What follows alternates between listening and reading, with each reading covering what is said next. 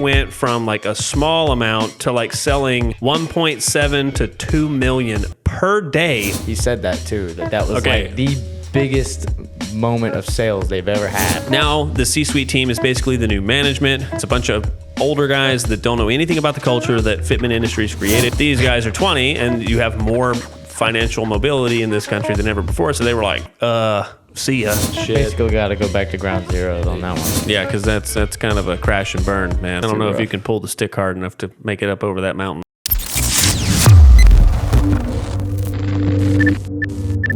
So just for the viewers that hate us, just so you know how much we care about this podcast, we had this information during this podcast, which we shot last week. We decided that the information that we discussed during the podcast was like not good enough. It did not do it justice. Yeah, like y'all need to know what's actually going on. We went back and watched it before editing and everything happened, and it was just like, no. It was so boring, and we were unprepared, I'm going to be honest. Yeah. Anyways, we went back and reviewed the footage, and it just was not good. It didn't do this information justice, and this is like breaking news stuff, and it's really heart-wrenching. Like, I hate it, honestly. But so as you can see, I'm wearing different clothes, and so is he. And it's because I left work an hour early to come over here and reshoot this shit again. All right, so here we go.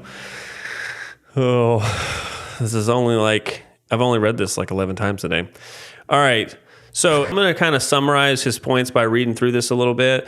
Because he's like me. He's a little long-winded. All right. So, okay. So everyone should know that I'm not really a fitment and wheel person. I'm like a race car person. So like even I know who they are. You know what I mean? Like they're a big deal.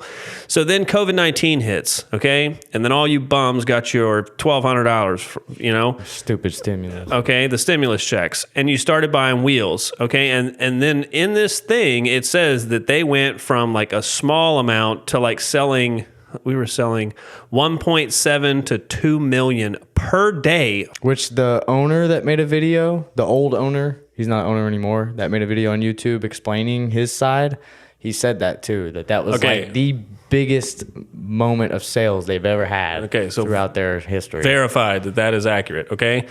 So now it's like now he's taken this little company that he started and grew it into this thing. And now he's had a record year, basically, right? Sold an insane amount of wheels and tires and whatever else they sell over there. So basically what happens is they have a huge year and decides that they should buy a bunch of wheels in preparation for the following year. And I think he also said that a bunch of people were getting raises, and they were like, they were throwing parties and all this stuff. And to me, it just seems like they got overzealous with the stimulus checks, which I think I feel like, I don't know, I think you just might get greedy. I don't know. Like, it just seems like I think they shot too high. Dude, I want to know what analytics they were looking at for their sales to show that much. Oh, dude, it's probably like this. For their sales to go up the next year. That's rocket, insane. Okay, so then they hired this other people were called C-suite, which is in that video that he was talking about a minute ago. You can hear this dude.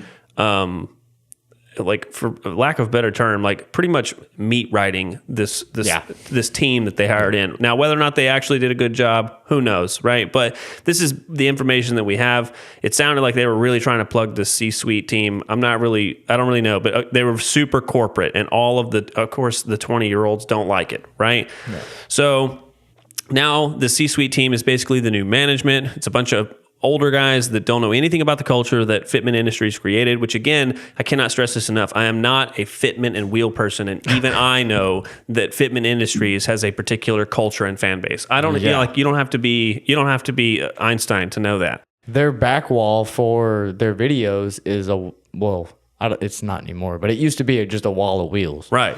So, the average employee that started in that culture was like 20. These guys were 50 and 60 corporate guys. They were trying to kind of treat it like an office. Yeah, a bunch of old guys trying to treat it like an office shop. It's our business, any other business. You can run one, like that type of shit, right? Which it's sometimes that's true, but when you have a company like that, especially that's so built off culture, it just doesn't make sense. So that was their first red flag. So then obviously you bums didn't get your check, and so everyone stopped buying wheels. And so now they were 50% behind on the prior year, And C-suite starts coming in and telling people like, listen, if you don't hit your bogey, you're fired.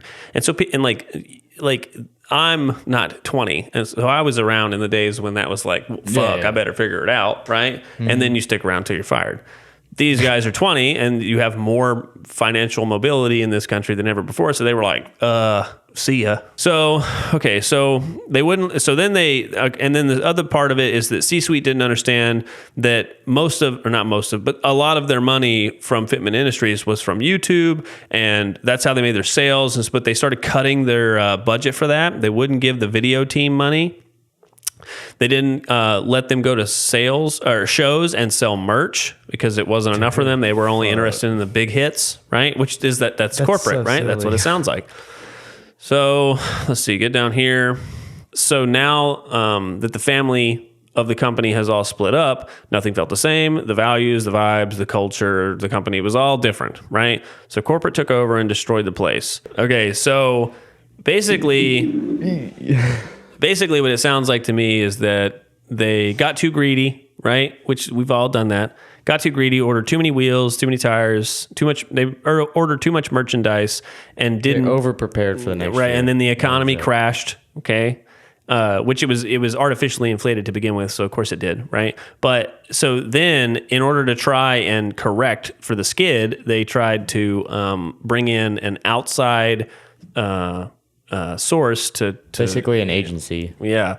And of course that company doesn't know anything about the vibes. And of course it could be both, right? It could be like 50% of it is that they don't know what the fuck the culture is about with Fitment Industries, and the other part is that those guys are 20 and they're like, you're not going to tell me what to do. I helped make this, you know? Which I'm sure there's a lot. Listen, there's I identify with that, but usually there's two sides to every story, and somewhere in the center is the truth, you know? Yeah. We would say probably hire the smallest team of heaviest hitting sales guys you can find, sell all that shit. Basically got to go back to ground zero on that one. There's no way to. Well, I mean, it's I don't even know how you dig yourself out of that. Like the only way to do it was, even if you sell the merch and you make a loss, nobody's going to pick that up and do it again. I wouldn't think. I mean, maybe. I don't know. If it was me, I wouldn't.